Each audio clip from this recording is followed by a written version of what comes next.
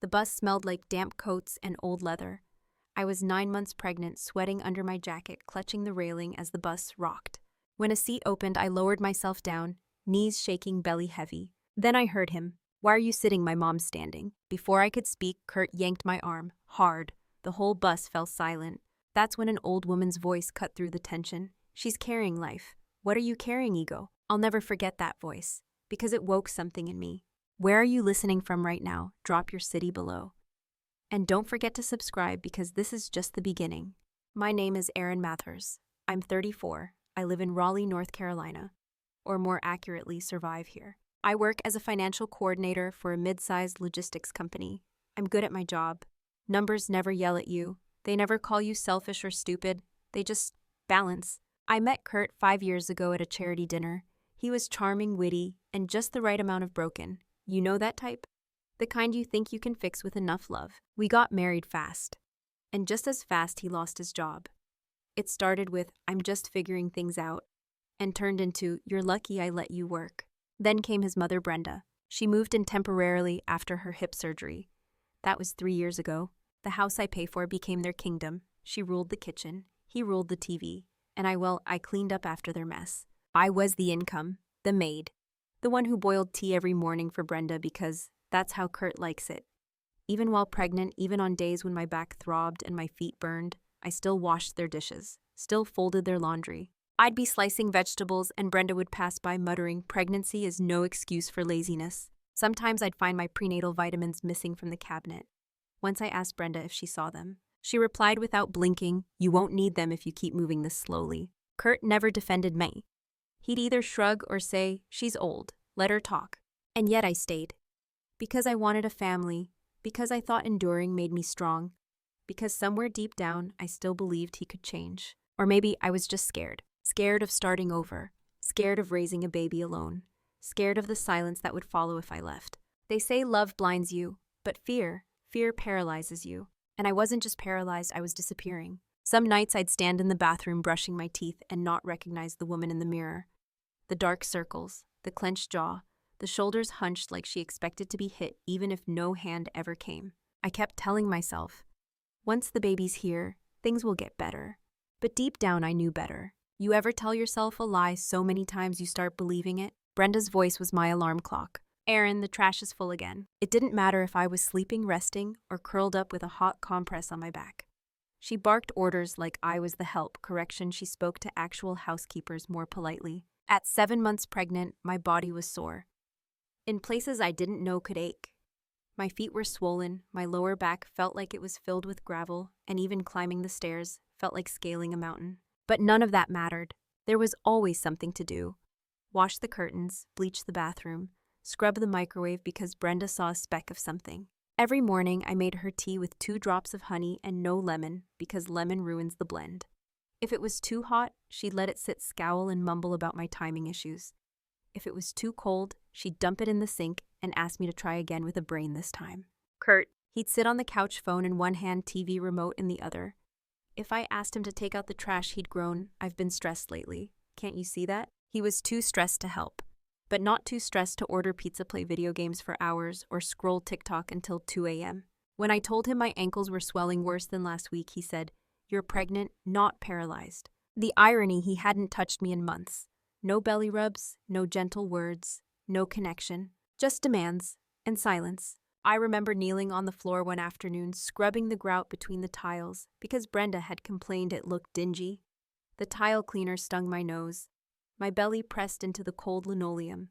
My arms ached from reaching under the cabinets. Brenda stood over me, sipping tea, watching, not offering a pillow, not offering a single kind word, just watching. "You missed a spot," she said. And I said nothing. I bit my tongue, dipped the sponge again, and kept scrubbing. That night, I collapsed into bed and stared at the ceiling, wondering how I became the servant in my own home. How carrying life inside me had made me feel so invisible. Would anyone even notice if I disappeared? The first time I noticed the missing money, I thought it was a glitch. I'd set up a separate savings account months ago, my baby fund. For diapers, for the crib, for emergencies. Every payday I moved a little over, quietly, cautiously. It made me feel prepared. So when I opened the app and saw that $500 had vanished overnight, my heart clenched. I scrolled through the history. ATM withdrawal, downtown Raleigh, 11:48 p.m. I was home that night. As always, Kurt wasn't. I didn't want to believe it, but my gut already knew. I waited until he left to run errands and drove downtown myself. The ATM was in the lobby of a cigar lounge, one I'd never even heard of. But Kurt, he loved to treat himself when stressed. I went inside and politely asked the hostess if their cameras covered the lobby. She looked me over, pregnant belly, puffy eyes, and sighed. She didn't say much, just slipped me a slip of paper with a timestamp and one grainy photo printed from the security feed. There he was, my husband, baseball cap pulled low, grinning, stuffing cash into his pocket like he'd earned it. That night I confronted him. I held up the photo, trembling. He shrugged. "You act like I robbed a bank. It's just a few bucks." "A few bucks," I whispered. "That was for the birth, the crib, the car seat. Kurt, that was for our child." He rolled his eyes.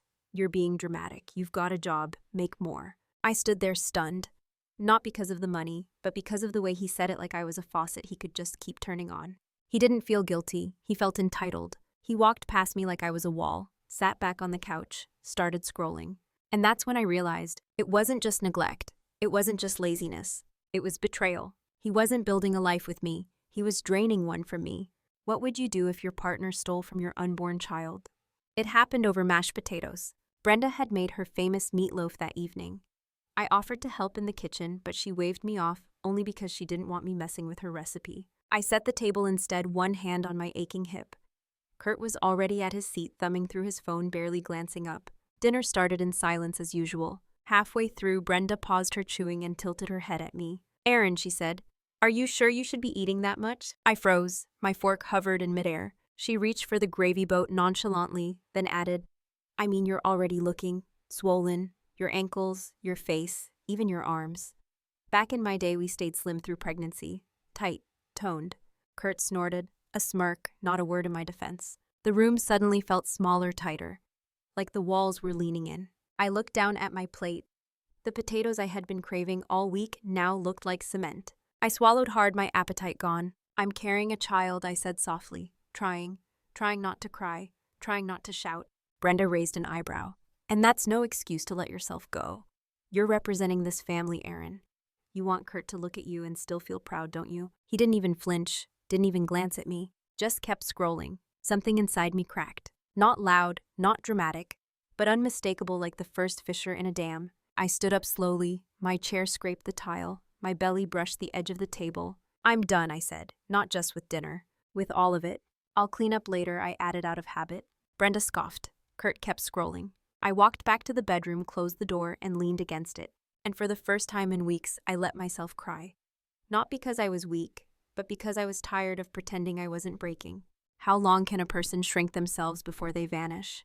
The bus smelled like too many bodies and not enough windows. It was a gray Wednesday, too cold to walk, but too crowded to breathe. My OB appointment was across town, and Kurt insisted we take the bus because it's free. Brenda came too, of course. She liked to sit in silence and judge everything from behind her oversized sunglasses. I held onto the rail with both hands, belly jutting forward, feet screaming inside my flats.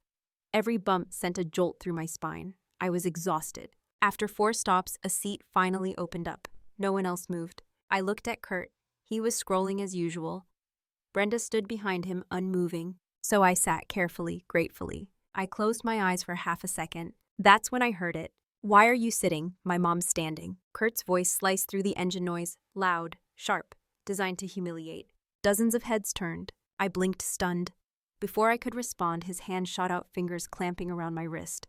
"Get up," he hissed. "She's old, you're just pregnant." Just pregnant. My skin burned where he touched me.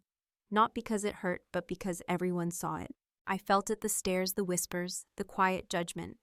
Not one person said a word. Not one face showed support. Except one. A voice, soft but steady, rose from the back of the bus. "She's carrying life. What are you carrying, ego?" Everyone turned. An older woman, maybe in her 70s, silver bun, brown coat, steady eyes. She didn't flinch, didn't smile, just looked at Kurt like he was something she'd scrape off her shoe. He blinked, caught off guard. Brenda scoffed. I sat frozen, not because I was afraid, but because that voice, that one sentence, was the first time in years someone had stood up for me. What happens when a stranger sees the worth you've forgotten you had? That night I couldn't sleep. I kept hearing her voice, not Kurt's, not Brenda's, hers. She's carrying life, what are you carrying? It echoed in my ribs like a drumbeat I'd forgotten how to move to. I lay in bed staring at the ceiling fan spin slow circles overhead and tried to remember the last time I felt like a person. Not a wife, not a vessel, not a problem to be managed. Just me. I thought about the Erin from 6 years ago before Kurt, before Brenda, before the silence settled in. She wore red lipstick without asking permission. She booked solo trips when she had time off. She once danced barefoot in a hotel parking lot just because the rain felt good. Where did that girl go? I rolled over slowly, belly heavy, and placed a hand on my stomach. The baby kicked just once, strong, certain. A reminder. I wasn't alone, and more importantly, I wasn't nothing. That woman on the bus had seen me, really seen me. Not as weak, not as dramatic, but as someone worth defending. And if a stranger could believe I deserved better, maybe I could too. Maybe this was the last day I'd swallow my words. The last day I'd make myself smaller. The last day I'd let just pregnant be used as a reason to erase me. I didn't have a plan, no backup, no roadmap. But I had a spark, and I wasn't letting it die this time. I may not know where I'm going yet, but I know I'm not staying here. The next morning, I didn't announce anything. No grand confrontation, no shouting match, just silence. But this time it wasn't weakness, it was strategy. I waited until Kurt left for his morning coffee, aka scrolling on a bench somewhere pretending to job hunt. Brenda was upstairs watching her cooking shows, too deaf to hear anything but her own commentary. I walked into the coat closet, dug behind the boxes, and pulled out an old photo album. Tucked inside the back cover beneath a faded picture of me at my college graduation was a phone number. I hadn't called it in years, but I remembered it by heart. Jasmine. We used to be inseparable. College roommates, partners in karaoke crime, midnight ice cream runs, kind of friendship. Until Kurt.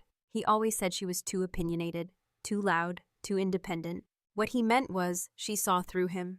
And because I was too in love or too afraid, I let her drift away. But now I needed her. My fingers shook as I dialed. It rang once, twice. Erin, her voice was cautious. Like she wasn't sure it was really me. Yeah, I said, already choking up. It's me. There was a pause, then a soft sigh. God, you sound tired. I left, I whispered. Well, I'm going to. I just need help. Without hesitation, she said, You have it. Where are you? By that afternoon, I'd packed a tote bag with the essentials, prenatal documents, my social security card, a folder of medical receipts, and a copy of our lease agreement.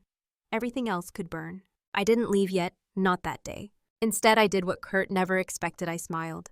I cooked dinner. I folded laundry with Brenda like nothing had changed.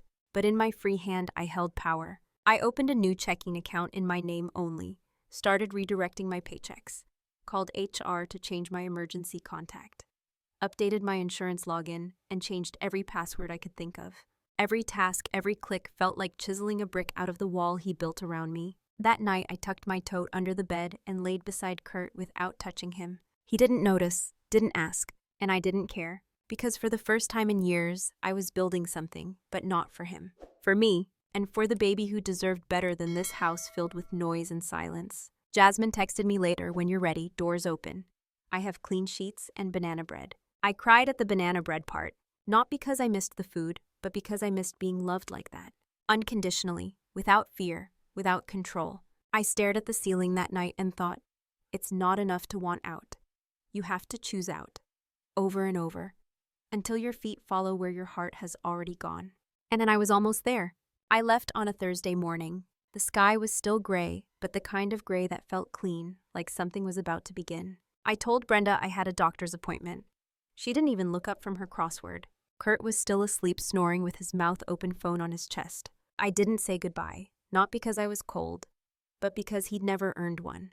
I slipped on my coat, slung the tote bag over my shoulder, and placed one hand on my belly. We're doing this, I whispered. Every step down the porch felt louder than it should have, like the world was holding its breath. But once I reached the bus stop, once the bus doors hissed open, it was like the earth exhaled with me. Jasmine lived 35 minutes away in a small one-bedroom apartment above a bakery. When I knocked, the door flung open before I could even raise my hand a second time. There she was, barefoot, messy bun flour on her cheek. And just like that, I wasn't alone anymore. She pulled me into a hug that made something in my chest shatter and reform. Welcome home, she said simply. The apartment smelled like cinnamon and peace. Her couch had throw blankets that didn't judge me.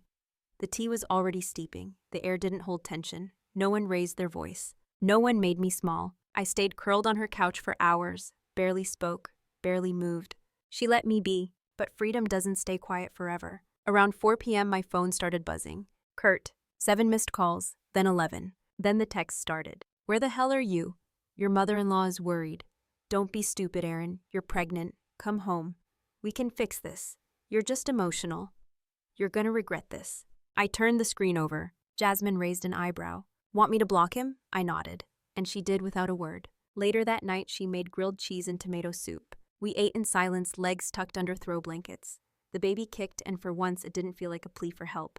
It felt like agreement, like he knew we were safe. After dinner, Jasmine handed me a notebook. No pressure, she said. But if you want to write it all down, sometimes it helps make sense of the mess. I opened it, stared at the blank page, and for the first time in a long time, I didn't feel afraid of blank pages anymore. I wrote one sentence. I left. Then I breathed. Then I smiled. Sometimes escape isn't a sprint. It's one quiet step, taken with trembling legs toward the light. The contraction started at 2:47 a.m. At first, I thought it was just another back spasm. But when the second wave hit low, sharp, and rhythmic, I knew. I woke Jasmine with a whisper. She didn't panic. She just nodded, grabbed the bag we'd pre-packed, and threw on her coat. We got to the hospital 30 minutes later. The nurse took one look at me and wheeled me straight to triage. First baby, she asked gently. I nodded. You're doing great, sweetheart. Just breathe. The hours blurred. Pain, breath, cold sweat, warm towels, hands gripping the bed rails. The sound of the fetal monitor beeping like a metronome, keeping time with my fear. But beneath the fear, there was something else. Strength. Not loud, not cinematic, just there. Solid, steady, unmoving. I wasn't doing this for Kurt. Not to save a marriage. Not to glue together the broken pieces. I was doing this for me. And for the tiny boy about to enter a world I'd fought like hell to make safer. At 10:21 a.m. he arrived, slick, red, screaming, a perfect storm of new life. They placed him on my chest and I sobbed. Not just from pain, but from everything I had finally let go of. And then the door opened. Kurt, out of breath, face pale, holding a bouquet of gas station flowers. Brenda behind him, lips tight, eyes scanning the room like it offended her. Oh, thank God, he said. I got here as soon as Where the hell have you been? Jasmine stepped forward calmly. She's resting. Maybe lower your voice. Kurt blinked like he hadn't even noticed her, then turned to me. Erin, baby, you're safe now. Let's stop all this drama. Let's go home. I didn't speak. He moved closer, reaching for the baby. I shifted just slightly enough to make it clear, not yours. A nurse stepped in. Only people on the approved list can touch the newborn. Kurt laughed. You can't be serious. I'm the father. But the nurse didn't flinch. I said what I said. He turned back to me, tone shifting fast. You're being ridiculous. We can fix this. I'll change. I'll go to therapy. No, I said it quietly, but the whole room heard it. His mouth opened again. No, I repeated. Not this time. Not ever again. He straightened. That's how it is. I nodded. My hand never left my son's chest. Kurt scoffed, then threw the flowers onto the chair. You think you're so strong now. Let's see how long that lasts when you're on your own. Jasmine stepped beside me. I think she'll be just fine. The hospital staff asked him to leave. He didn't fight it, not really. He wasn't used to people not folding. As the door clicked shut behind him, I exhaled long and slow. Later that afternoon, a social worker stopped by. I gave her the folder Jasmine and I had prepared. Screenshots, bank statements, notes, the works. She nodded. You're building a strong case. I nodded back. I'm building a strong life. The next week, I signed the divorce papers. Filed officially. No mediation, no apology. Brenda never called, not once. Good, because I wasn't returning. I found a small rental near Jasmine's place. Sunlight in every room, quiet neighbors, no shouting. I rocked my son to sleep each night by the window and whispered the same thing over and over. We made it! The first night home with my son, I didn't sleep. Not just because of the feedings, but because every breath he took felt like a reminder I did this. I got him here. Every soft cry, every tiny stretch of his fingers was proof that I could protect someone, that I could protect myself. I wasn't perfect, but I was present. And no one yelled at me for swaddling wrong. No one told me I was too slow changing a diaper. No one shamed me for my body, my choices, or the quiet way I moved through the day. It was hard. God, it was hard. The milk leaks, the hormonal crashes, the moments I cried into my tea because I missed not Kurt, but the illusion of family. But even in the tears, there was peace. And then came the letters. Kurt had found my new address somehow, maybe through a shared billing record, maybe through Brenda's snooping. They weren't angry letters. That would have been easier. No, they were filled with guilt apologies and manipulative sweetness. He wrote things like, "Remember our first trip to Asheville? Brenda misses the baby. I've been reading parenting books. I can change." I didn't reply, not because I didn't feel anything, but because I'd already answered. I had answered on that hospital bed with my hand on my son's chest and my voice steady in front of witnesses. And I would keep answering every single day I woke up and chose not to go back. One rainy morning, about a month after the birth, I was pushing the stroller through a small park near the apartment. The rain was soft, the trees were dripping, and I saw her. Dolores, the woman from the bus. She was sitting on a bench, reading, holding an umbrella like it weighed nothing. I stopped. She looked up, blinked at me, then smiled. Not the smile of someone trying to be nice. The smile of someone who knew. "I remember you," I said softly. She tilted her head. "You left." I nodded. She looked at the baby, then back at me. That took guts. I swallowed the lump in my throat. I didn't think anyone noticed. She reached into her purse and pulled out a wrapped peppermint. Offered it like it was communion. "I always notice women who forget their own worth," she said. "And I always hope they remember." I sat beside her for 5 minutes, maybe 10. We didn't speak again. But when I walked away, peppermint in hand, I felt like someone had pinned a medal to my chest. Not for surviving him, but for saving myself. It's been a year. Noah just turned 1. He walks like a tiny drunk pirate and laughs like the world's not broken. I live in a 2-bedroom apartment, now small but sunlit. The kitchen window faces east and every morning light pours in like a blessing. I work remotely for a financial firm in Charlotte. Flexible hours, decent pay, and no one yells if I take a break to hold my son. Jasmine still lives 2 blocks away. We have Tuesday night dinners, usually pasta and store-bought wine. We talk about everything and nothing. Sometimes we laugh so hard Noah giggles just to match us. Last month, I joined a local support group for women who left emotionally abusive relationships. The first time I spoke, my hands trembled. The second time, my voice didn't. Now I help lead it. I don't tell them what to do. I just tell them what I chose. And how long it took me to see that surviving is noble, but choosing yourself is sacred. Kurt never tried to sue for custody. He sent one more letter, this one typed signed with words like rebuilding and someday. I never opened it. It sits in a drawer next to the hospital bracelet from Noah's birth. 2 relics. One I'll keep forever, the other just proof that I was never crazy, just caged. And sometimes on the bus or in the park or while brushing my teeth, I still hear her voice. That stranger, that spark. She's carrying life, what are you carrying? It wasn't just a sentence. It was permission to rise, to reclaim, to walk away without needing to scream. So if you're listening to this wherever you are, maybe this is your permission too. Has someone ever humiliated you in public, but you still rose stronger? Tell your story in the comments. And if you haven't yet, subscribe. The next true tale might just be the one you needed to hear.